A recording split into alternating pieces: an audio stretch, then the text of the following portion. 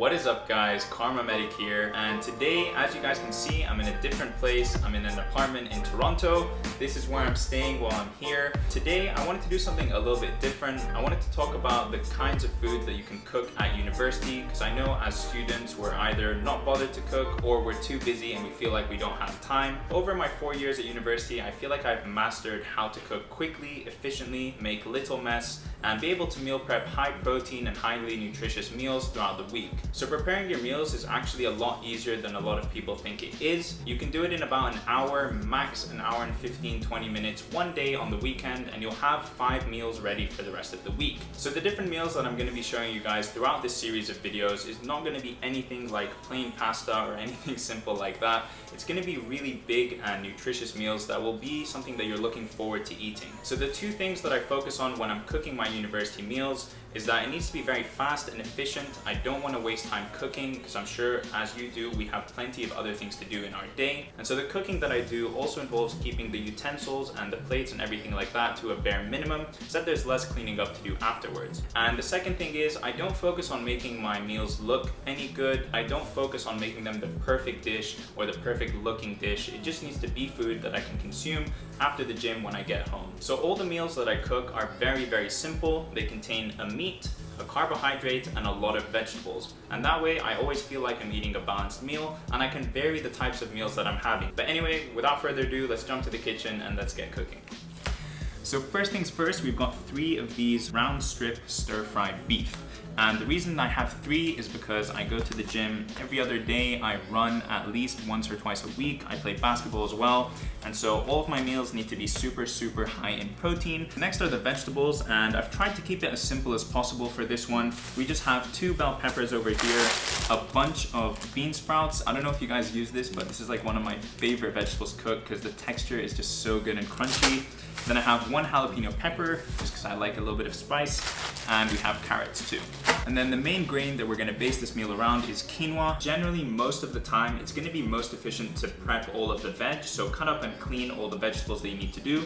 Then you work on the meat. Once the meat is done, you add the vegetables. Once the vegetables are done, you add the quinoa and the water. So let's get started by first cutting up some vegetables.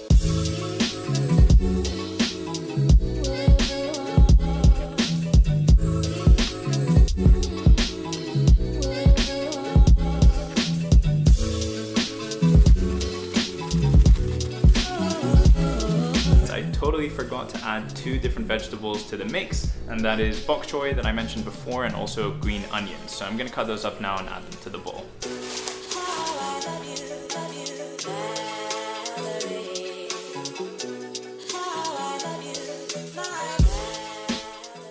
Alright, so now that we're done cutting up all the vegetables, we're going to move on to seasoning the meat before we start cooking it. And usually when I season meat, all I do is throw in some salt and some pepper and that's it, because personally I don't care. But I know a lot of people really enjoy seasoning, and so I brought over my good friend Arslan. He's going to take care of the seasoning of the meat.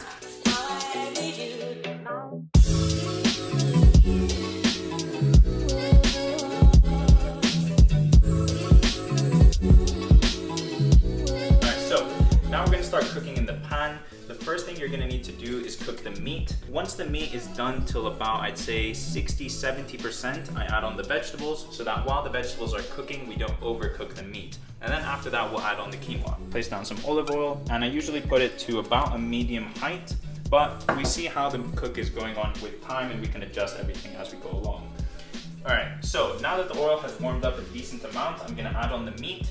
And really what you want to do is like leave it here for, I'd say about 7 to 10 minutes, something like that, mixing it about every now and again to make sure that it's even on all the different sides. I don't really do things based on time.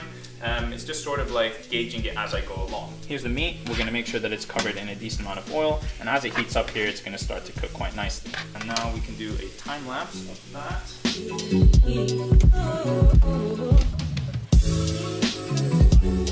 So now if you guys take a look, you can see that the meat is at least 70% cooked, something like that. So it's almost there.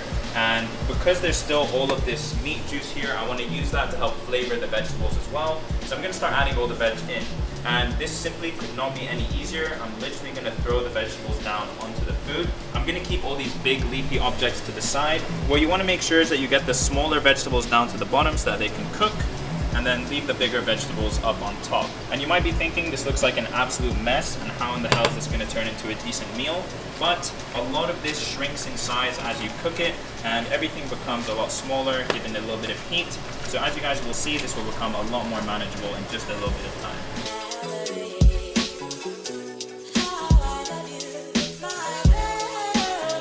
Alright guys, so now all of the vegetable volume has gone down. Let's take this piece of carrot. That is hot. That is really hot. I'm gonna wait a little bit more and then we'll add the quinoa. The vegetables cooked, the meat is cooked, and now what we're gonna do is add the grain. And so how I do this is also very, very easy. I literally just throw the couscous or the quinoa or the rice, whatever it is you're cooking with this meal, on top of the food. And I'm gonna use 2 packets because I wanna make a lot of food to last me throughout the week. And now you just add a bunch of boiled water.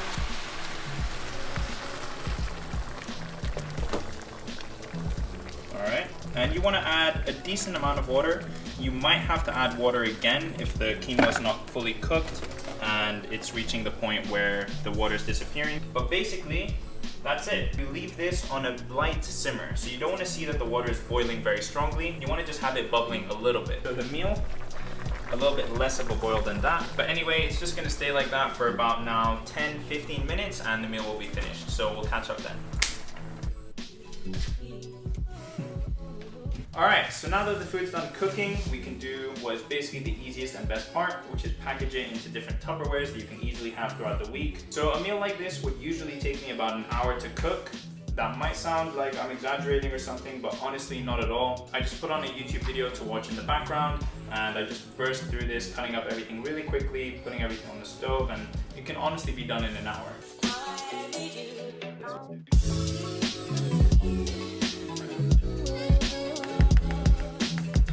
Alright, so Arslan is gonna have the official taste test now.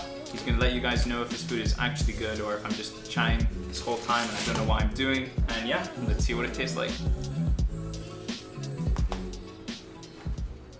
Give your honest opinion. Like off camera?